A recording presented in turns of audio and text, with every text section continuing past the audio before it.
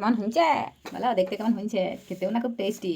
তখন তোমরা দেখতেই পেয়েছো আমি কুলেখাড়া শাক নিয়ে বসে পড়েছি আজকে। তো তোমরা কি ভাবছো শাকটা আমি কিনেছি? না না, কিনি নাই। আমার একমাত্র বর গিয়েছিল মাঠে হাল বইতে, তো তখন পেয়েছে নিয়ে তুলে নিয়ে এসছে। আর আমি ওকে বলেছিলাম আমাকে যখন মাঠ তুমি নিয়ে গেছো না, তো আমার লেগে শাকটা তুমি তুলে নিয়ে আসবে। আর এটা তো আমার ফেভারিট শাক। আমার মনে ভাববে তোমার বর তো হাল বইতে জানে না, তো ও হাল না বয়লে কি হয়েছে, ট্রাক্টর বইছিল দাঁড়িয়ে দাঁড়িয়ে দেখছিল বুঝলে, আর ওই শাকগুলোকে তুলছিল। তো আগে চলো শাকগুলোকে কেটে নিই ভালো করে। তারা যেন বলেছিলি যে ফালনার বোনে কি শাক কাটতে পারে না, তো দেখলে এমনও শাক কাটছি কত স্পিডে। পারবি তোরা আমার মতো শাক কাটতে? পারবি নাই।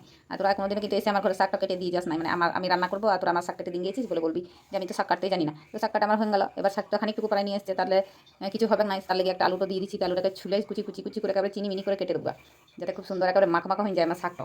শাকটাকে যখন আমি বেছে নিয়েছিলাম তখন আমি 2-3 বার ভালো করে ধুয়ে নিয়েছিলাম, মানে ওই কাদা জলগুলো যদি লেগে রয়েছে সেগুলো ধুয়ে চলে যাবে, আবার কেটে আর ধুয়ো, তাহলে পালি মানে যদি বা একটু কোনো নোংরা রয়েছে সেগুলো সব চলে যাবে। মাঠের শাক তো অনেক কিছু থাকতে পারে, মানে কাদা জল, আজকাল তো মাঠে কত কাদা জল, সব ধান পুচ্ছে ইউরিয়া ডিএপি এগুলো।